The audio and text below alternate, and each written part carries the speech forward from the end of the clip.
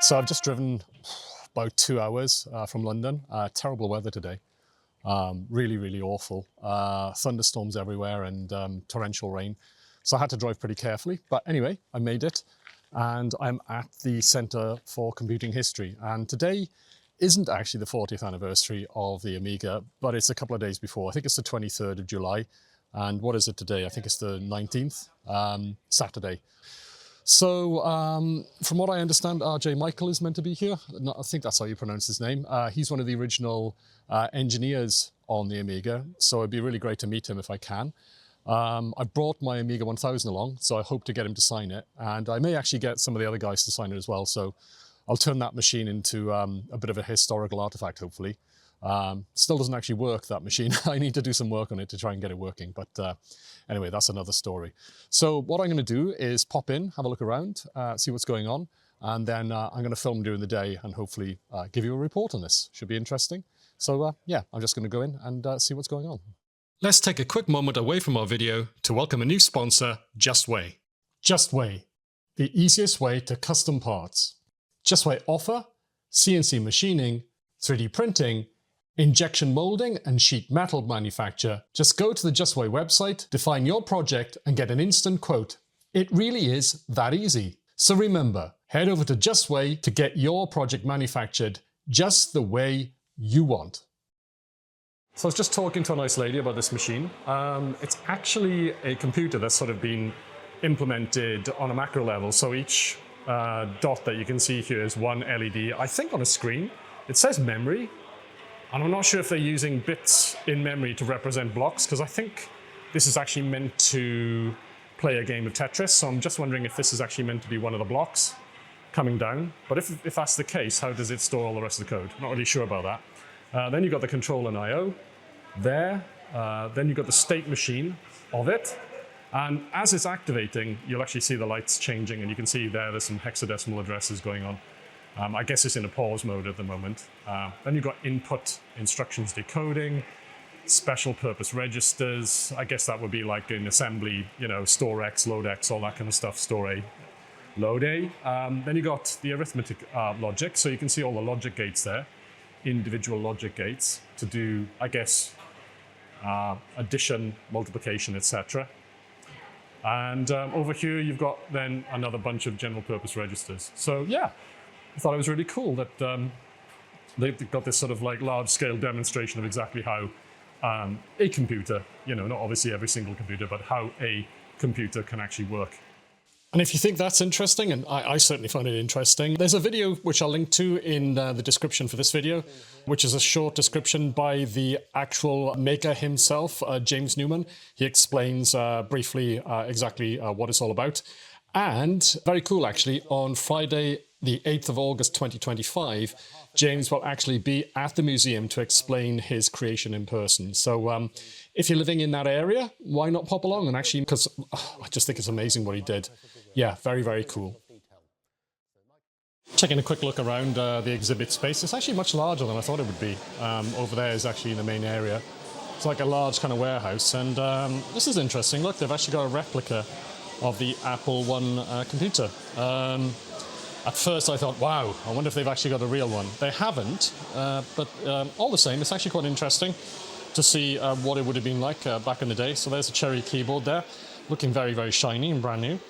You know, with the Apple I, because it was a kit computer basically, you had to make your own case for it, in which case here they've actually got it on a box on the outside. I guess that would actually go inside that box there, you see. And you've got an LED there to show that it's turned on. I'm not sure what those two buttons do there. Maybe they reset it. And then, of course, you've got the keyboard here, and then you'd have to somehow wangle up some kind of TV for it as well, so you could actually have a monitor. So you can see on the back there, it's got a power cable ready to be plugged in. And I assume, yeah, there's some way of actually getting this hooked up to a TV as well. It would have been RF back in those days, nothing as fancy as composite or anything like that.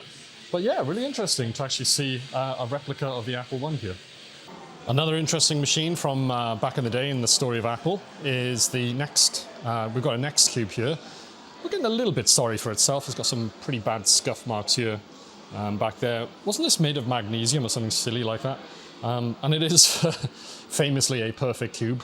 Not quite sure why Steve Jobs wanted that to be a thing. It's almost like numerology, isn't it? That if it's a perfect cube, it's a better computer. But anyway, I wonder if it's like a Borg thing.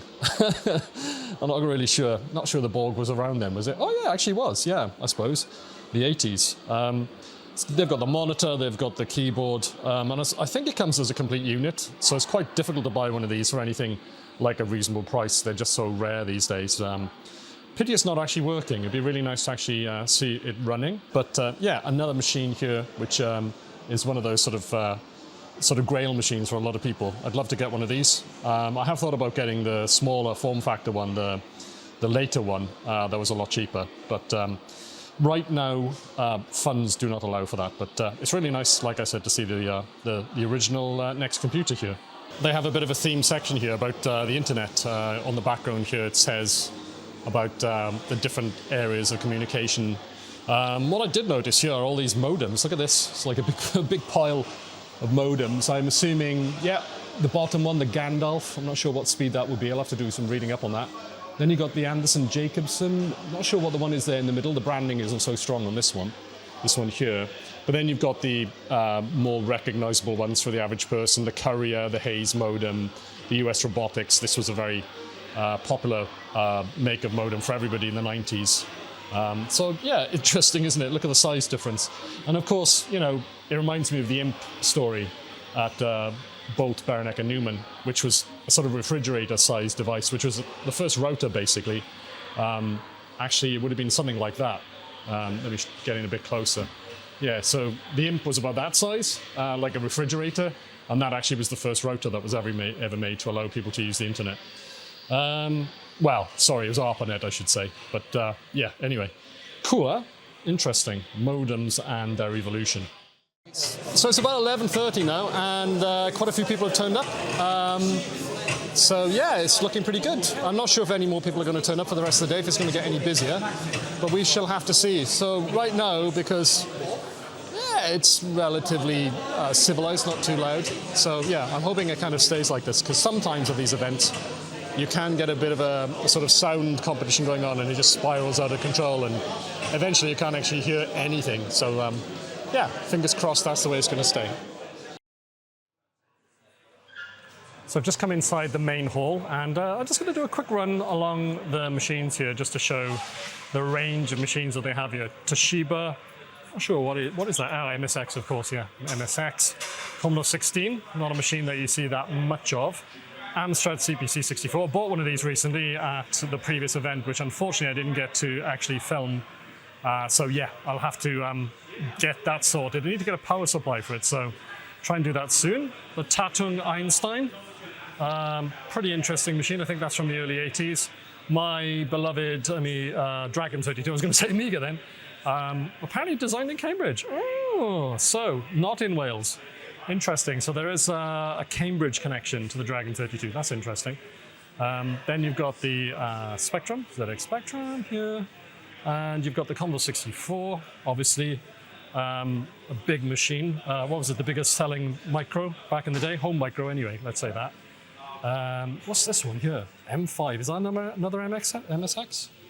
Not sure what that is, to be honest. Interesting.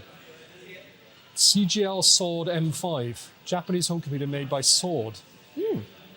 Interesting. The TI-99 4A, a really cool machine. What was it? 16-bit, 8-bit data bus, which held it back.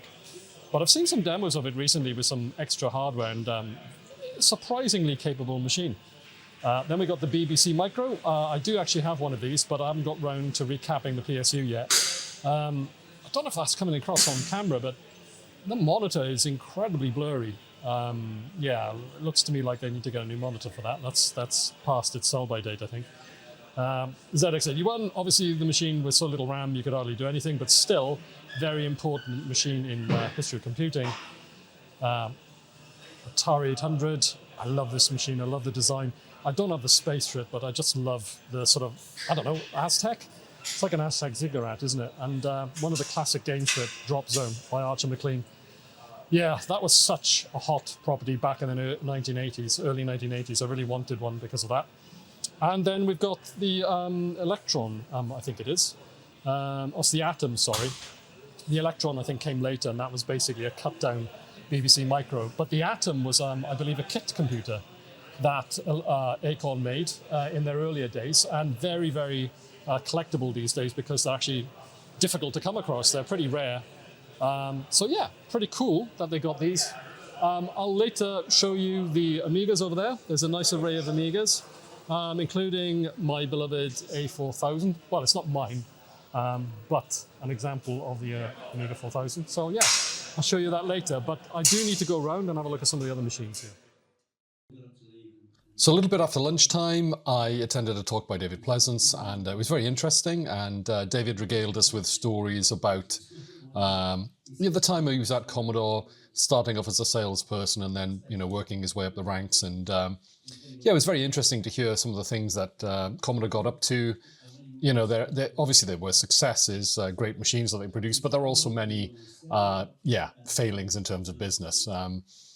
At some point, David was showing us some, I think it was about his book, and there was some flamenco music playing, and he paused to say that he used to be a flamenco player, and everybody in the room laughed, thinking it was a joke. But I actually went on to buy that book, and later in, when I got home, I think it was the following day, I opened it up, and there were some pictures of David playing flamenco guitar, so it's actually true. In another life, David Pleasance was actually a flamenco guitarist, and I think it was over in Australia. So there you go. Obviously, a life well lived, a very varied personality, and yeah, it was definitely nice to have a chat with him afterwards, and he was kind enough to sign my book for me. So of course, it's the Amiga's 40th anniversary, right? So you've got to have a really good representation of Amiga. Pretty sure that they wouldn't have had this many Amigas out normally, but on a day like today, obviously they've gone all out and they got the Amiga here. Fantastic, they've got Deluxe Paint here. I actually owned this copy of Deluxe Paint. Wow, look at that, it's got the floppy disk and everything. There's Dan Silver there. Interesting point, Dan Silver actually went on to become a developer of 3D Studio on the PC. So a bit of a giant of computer graphics really, Dan. Amazing stuff that he did back in the day. And there's the Amiga 1000, a fantastic machine. Somebody's done a little bit of sort of a customized version there of the Tutankhamun. Next to it, the Amiga 1500. This was my second personal Amiga that I actually owned. A machine that was only actually ever made in the UK, and it was a reaction to the Checkmate 1500 case. And Commodore decided to spoil that party, producing a customized version of the Amiga 2000. This is the Amiga 2000 here. And what they did was they took out, I think, the CPU, and I don't think it had a hard drive, and they just basically made a cost-reduced version. And that's the Amiga 1500, and this is the one that I owned. And apart from that, it's the same machine. It's got the same Zorro slots, same expandability, same disk drive bay. So, yeah, it's only really the label there that actually makes it a 1500. I now own an Amiga 2000, and I have that actually up to a pretty good standard. If you watch, you'll see I've got a video on the Dick Olga accelerator, etc. The only thing I do need to do on that machine is actually recap it and replace some of the ports on it, because they're not in such great condition these days. Now, brother from another mother for the Amiga 2000 is the Amiga 500, and this is actually the sort of the consumer version of the Amiga 2000. It doesn't have the Zorro slots. It's got the side expansion slot, obviously, but this was the machine that really put the Amiga on the map. And next to it, we've got an Evolution, the Amiga Plus, which I think had a little bit more memory. I don't think it had much more than that going on, actually. Maybe it had a new version of the Kickstart ROM as well. Obviously, these machines, the 500 and the 500 Plus, they were the stalwarts of the Amiga community for, I don't know, what was it, probably about 3 years. And then he started to get new releases in the 90s. He got the Amiga 600, which a lot of people didn't like because it was basically an Amiga 500. It didn't have many benefits over it, except that it did have a hard disk, which, to be fair, does make it a much more powerful machine to use. And then you've got the Amiga 1200, one of the last machines that Commodore made. This one is, I think it's got a 68 or 20. So a bit of a leap forward in the fact that it doesn't have the basic 68,000 processor. It's got the AGA chipset as well, which makes it great because, you know, you've got extra colors. But really, I think by the time that it was released, they should have been putting a 6830 in there. On the other side over here, there's a guy actually using the Amiga 4000. Let me show you that. Oh yeah, so there's the Amiga 4000, and this is a machine I own. This is a machine I had back in the day, crazily enough.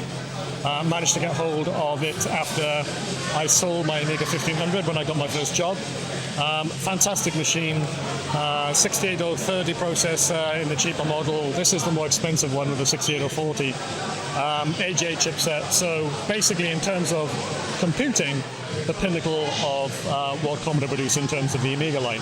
Just at the other end of the road here, annoyingly, they're not quite in chronological order, which is a bit of a pain for filming. Note for the future, if anybody holds an exhibition, please put things in chronological order. Just makes it a lot easier. Here you've got the CD32, and it's basically next same sort of generation as the Amiga 1200. It came out just a few months after the 1200 was already being sold into the market. Dave Pleasance gave a talk earlier, and he was explaining that Commodore kind of sabotaged the sales of the 1200 by then releasing the CD32 just a few months later. You know, obviously the CD32 is aimed more at gaming. It doesn't have a keyboard or anything like that. Just it's got the CD-ROM drive, which obviously made it more suited to gaming, multimedia, things like that. A really cool machine. Unfortunately, had a very, very short period of time on the market, and before Commodore went bankrupt. So yeah, a bit of a sad story, but still a really cool machine, and it's a machine I really need to have a look at in the future and see if I can get some interesting stuff going on with it. But anyway, there we are. There's a little bit of a mini tour of the Commodore machines here today. We all know how important the mouse is, and obviously there were very early incarnations of it, but I was fascinated by looking in here. I mean, it's a bit of a hodgepodge mess, to be honest, but look at this here. Look at this little item. Wow, with the two big wheels there. So, yeah, that's interesting, isn't it? I wonder if that's a mouse. Does it have any buttons on it? It does, look. On the other side, let me try and show you that. It does actually have two buttons, and it's got these great chunking wheels here, which actually allow it to, I guess, tell whether it's moving forwards and backwards and left and right. What a crazy design, huh? So it's, yeah, thank God we're not using mice still based on that technology anymore. Now we've got optical mice. But, yeah, interesting. A little sort of demonstration here of how far the mouse has come over the last, I guess, 50 years. Oh wow, really excited to see this. Unfortunately, there's a little barrier there in front of it to stop people getting too close to it. Not really sure what use that is. I guess it's for small kids. But look at this, an actual PDB-11 with a control panel, etc., etc. This is one of those machines that I've read so much about, and I just think it's exciting to see the real thing here. Wonderful, look at this. So I actually have one of those replica kits of just the control panel that has a Raspberry Pi inside to allow you to emulate this machine. So that's something I'm going to have to feature on the channel pretty soon. I've had that for ages. I need to put that together. And my plan is once I do, I'm going to have a bit of a terminal festival, connecting up all the different terminals that I can to this emulated PDB-11. So it's just fantastic, like I said, to actually see the real thing. You've got, what is that? Disk drive or a tape drive? Not quite sure. Oh, it says there's a micro PDB-11 75. But down here you've got the control panel of a PDB-11 35. So that's a bit confusing. I think this is actually another PDB here, a mini one. And then here you've got the earlier, I'm assuming, PDB-11 35. I don't know, it's difficult to say, isn't it? You've got all these different pieces of equipment. I guess these are what? Hard disks here. And then here, it looks like you've got a tape drive here. And up here, obviously, you've got the storage for the tapes. Wonderful, huh? Fantastic. So, yeah, this was definitely worth the trip just to come here and see one of these in the flesh. This is another machine I was interested in back in the day. I used to work in 3D graphics, and I was interested in it, well, from the 80s, late 80s onwards, really, when I got my Amiga, which allowed me to actually dabble in it. And one of the machines I was aware of as being a workstation for graphics were the Sun workstations. I'm not sure when this is from. Fantastic monitor on it. Sorry about the flicker on the screen. Unfortunately, my phone won't actually sync with it. But it's got this fantastic monitor, 19-inch, I think it is, something like that. Of course, by today's standards, absolutely tiny, but by the standards of the time, huge. I mean, for instance, have a look at this here, the Apple III, is it, or the Lisa? I'm not quite sure. The Lisa, yeah, this is the Lisa. Obviously that's a built-in, but yeah, that's kind of typical of the monitors of the 1970s. And then I guess what is this, from the 90s? You've got these 19-inch monitors, fantastic. High-resolution graphics there. Yeah, great machines. So I would like to get a Sun Workstation. I'm not sure really what I could do with it.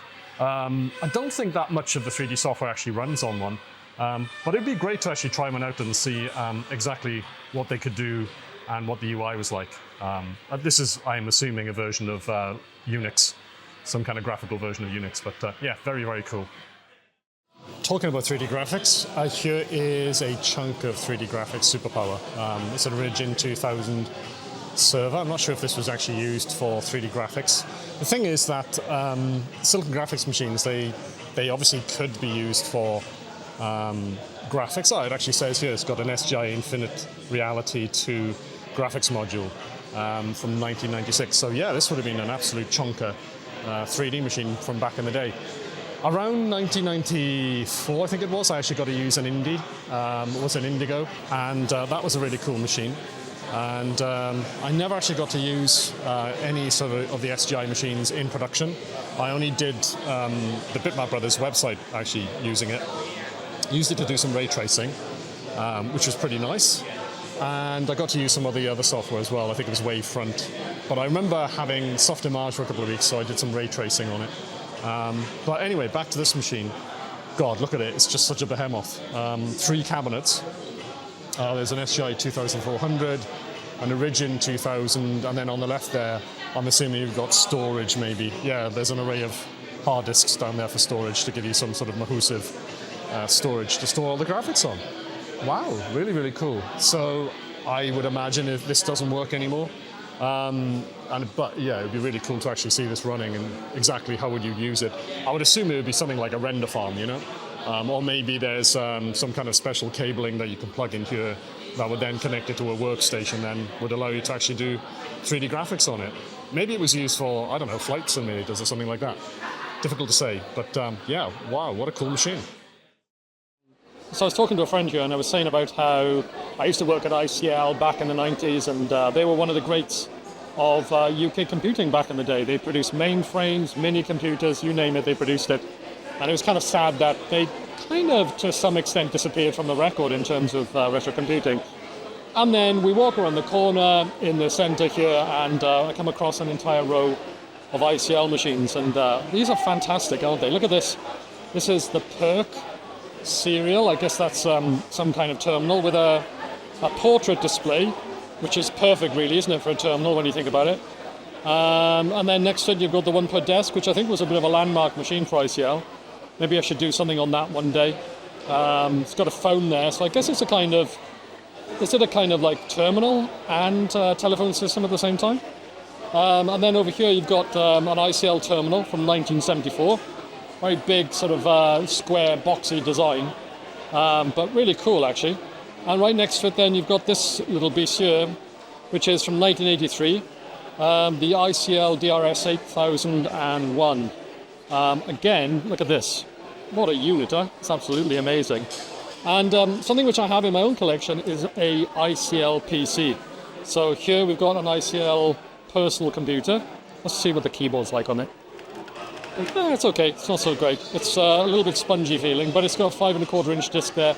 I'm assuming that this must be an IBM PC compatible. I'm not really sure, but yeah, so fantastic. Look at that. We've actually got a row here of ICL machines, and it just makes you realize how prolific they were and how an important part of British and, well, you know, worldwide computing history they were. So at 1:30, there was originally planned to be a discussion with RJ Michael, and he was meant to be there. Now, if you don't know who he was one of the main developers of the Amiga. He worked on Intuition, and I believe he worked on other aspects of the machine. So he's, I remember from back in the day, he was one of the main contributors to the platform. So I was very excited to meet him, and unfortunately, he wasn't there. And if there's one criticism I would have of the event is that, you know, they advertised that he would be there. I mean, it kind of swung it for me, and that's why I drove to be at the event, because it was a 2-hour drive, and I only found out about it about 2 days before the event. So yeah, it was very last minute. But I thought, you know, RJ Michael's going to be there, so that'll be definitely worth making the visit for. But unfortunately, he couldn't make the event. And in fact, apparently he wasn't even in the country. So yeah, I found that a bit odd. So I don't know quite exactly how this was all meant to work. But anyway, a little bit later in the day, 2:30, we had a panel of Amiga game devs, artists. I'll just run you quickly through the people who you can see here. On the left, you've got Tony Warner. He worked on, I believe it was Beneath the Steel Sky and other graphical adventures, famous for coming on a lot of floppy disks. But at the same time, that was just a limitation of the fact that many people on the Amiga still had a floppy drive. If you had a hard drive, you could put those on there. And it was obviously a much more palatable experience with that, or a CD-ROM, obviously, a little bit later. Next to him, you've got Stu Cambridge. Stu Cambridge was one of the artists at Sensible Software. On the far right, you've actually got John Hare, and he was also an artist there. But I think by the time Stu joined, John was working maybe more as a game designer and possibly manager as well. So that's why some of his duties would have been taken over by another artist. So yeah, you've got Stu there. Had a chat with him before, and he's producing the fantastic game with Tony Warner, Urbex Warriors. I think we featured that the event that I went to recently. And then to the right of him, you've got Andy Davidson. He is very famous in terms of his contribution to the Amiga. He designed and engineered the game Worms, which is obviously a massive classic from back in the day. I had a chat with him a little bit later about what it would be like if you could have had, let's say, back in the day, an Amiga with a 6830, if that had been the base platform, rather than being relatively limited to the 68000. And his position was that he liked the limitations and he liked using the copper and the Blitter chips to do amazing things, and that was one of the key things about the Amiga, how amazing it was. Then to the right of him, you got Andrew Barnabas, and he was a musician that produced many of the great tunes on the Amiga back in the day. And to finish off the panel, like I said, you've got John Hare, who actually came along from the Commodore 64 days with Sensible Software, producing amazing games like, for instance, Whizball, which was a big favorite of mine. And then obviously during the Amiga period, probably the later Amiga period, I would say, which is more like after the 90s, 92, 93, they had Sensible Soccer, Cannon Fodder. So some of the really classic later era in my experience, because don't forget the Amiga period started in 1985. So, it's a while after that for them to get up to steam on the Amiga. But great talk. They were all asked to give their opinions on why the Amiga was so great. What was it about them that attracted it to the machine, where they first saw one, what were certain features of the machine that they really liked, things like that. So yeah, really nice talk, and I think everybody enjoyed it. Another criticism I would say is this room has no ventilation. Those windows are full height with no way of opening them, and yeah, with a room full of people and not really adequate air conditioning, this room got incredibly hot on a day that really wasn't that hot. It was only about 22, 21 degrees outside, but in here it got absolutely toasty. So everybody in the room was happy to get out at the end of the talk, even though they were enjoying it, just to get outside and get some fresh air. So it's about 4 p.m. and I've taken a break from the talks because it is so incredibly hot in that room. Really great talks from the guys from Sensible, John Hare and Stu Cambridge, Tony Warner, and the guy who wrote Worms. I can never remember his name, I don't know why, but I thought that it was a really good talk. I really enjoyed it, and just having to go outside to cool down a bit and then hopefully go back in a minute and join one of the other talks. I think the next one is about the demo scene back in the 1990s. So yeah, it's been quite a good event so far. And it's not just computers. Over here, it's slightly in the way here. They've got a few arcade games. Rage here. What's this? Space Harrier. That was a great sprite scaler from, what was it, mid-80s. Alien Syndrome, which I think was then sort of the homage by Team 17's game, whatever that was called. Alien Breed, wasn't it? And then over here, they've got an interesting area, which is the console area. Quite a few machines here. You've got the GameCube. You've got the Xbox, one of the earlier Xboxes, PS2. I have one of these, the Japanese model, which I need to get round to refurbishing and getting working. Dreamcast, I've also got one of these, and it's interesting to see what it looks like when it's not yellowed. Mine, unfortunately, is slightly yellowed, so yeah, I'll have to use this as a reference of what it should actually look like. There we go. It's really interesting that I actually saw this here, so yeah. Note to Chris, this is actually what it's meant to look like. Interesting, there are actually differences in the plastic, so yeah, maybe I'm giving myself a hard time with my retrobrighting efforts. Nintendo 64, PlayStation, Sega Saturn there. The Jaguar, the 64-bit console from, when was it, about 93, something like that. The 3DO, I remember going to the launch. It wasn't a party, it was an event in London for the 3DO, which was the console which was created by Chip Hawking in an attempt to create a sort of platform, but unfortunately didn't kind of work out in the end. Then you've got the CD32, basically an Amiga 1200 in a little consoleized case with a CD-ROM built in. Really neat machine, which unfortunately didn't do very well, but look at the screen there. It's actually quite a nice little console, isn't it? So yeah, I'm gonna have to get one of these, definitely. And we've got the Philips CDI. This one, what's this one? I've never seen this one before. Oh, of course I have. It's a Super Nintendo. Yeah, that's about as famous as you can get as consoles go. And then you've got the, it's not really a tower of power, it's just a kind of crazy blob of power. You've got the CD-ROM on the side there. And I think it's got some kind of booster pack underneath. I've seen this viewed on a few different channels, but yeah, I don't know. I was never that big a fan of the Sega. We had one in college. My flatmate had one, but I had my Amiga at the time, the Amiga 4000, and no, actually it wasn't quite then. It was my 1500, and I just thought that was a way better machine because I was into graphics and things like that. So, but we did play the odd game downstairs on his Mega Drive, which was fun. Yeah, and then we've got. Yeah, the Amstrad, what's it called? GX 4000. Yeah, too little too late, I think. That's what most people said about this console. And apparently it was a massive flop. Probably came out at exactly the wrong time as well, probably around the time of the PlayStation. So yeah, that would have been the end of that. Here we have the OG console. Well, it's not quite the OG console, is it? It's actually this one down here. The Magnavox Odyssey. This was a really interesting machine, very strange, and it kind of used overlays to try and make lots of different games out of just basically the same game. But it did kind of create this mindset at Atari, who made the PONG machine, that you could kind of consoleize it. And that led to the console, which I don't remember ever seeing in the UK. They must have been around, but never actually got my hands on one. I never actually saw one. Probably too expensive, to be honest, over here. So what we did have at home was one of these, which is a Binatone Master System. And this had lots of different games. Well, it had a few different games, tennis, football, squash, all based on the same principle of having this dot flying back and forth. And some games you had two controls on one side and two on the other. So yeah, it was still pretty basic, but unfortunately, I was trying out this one here, and it doesn't work anymore. The ball just goes straight through the bat. So that's a little bit disappointing. But yeah, definitely a really... This was the original console that I had as a kid. We're talking about 1977, something like that, 78. So yeah, I've got fond memories of this. Just a couple of years later, I moved on to the 2600, as did millions, let's face it. I wasn't special whatsoever. So yeah, so many different people went on to the 2600, and that was... yeah, the definitive machine of the late 70s, 80s.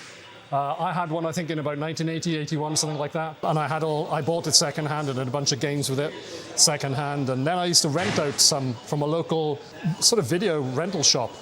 So yeah, it was very much of its time. Fantastic memories. So it's a little bit later in the day, and there we have the designer and software engineer who actually produced the legendary Worms on the Amiga. And over there we've got Liz having a quick chat with John here. I asked John to sign my Amiga 1000, trying to put together a bit of a sort of a memorial machine. Very apt on today, you know, it's the 40th anniversary of the Amiga. So I asked him if he could actually sign it for me, and he was kind enough to do so. So I'm going to try and get a signature from David Pleasance, and also Stu Cambridge, and possibly David Warrener as well. So the Worms guy, got to get a Worms guy. So yeah, hopefully I can put those signatures together and have a pretty cool machine. I just want to show you this. This has absolutely blown my mind. I can't believe this. This is a GC computer. And it says up here, this is crazy. This machine actually ran the Beekaloo line, the tube line under London. But that ran originally from Baker Street to Waterloo. That's why it's called that. It's been extended now, so it goes out into outer London. But it says here, it ran that underground line from 1989 to 2021. That's absolutely crazy. Look at it. It's a mini computer from, I don't know, was it made in the 1980s?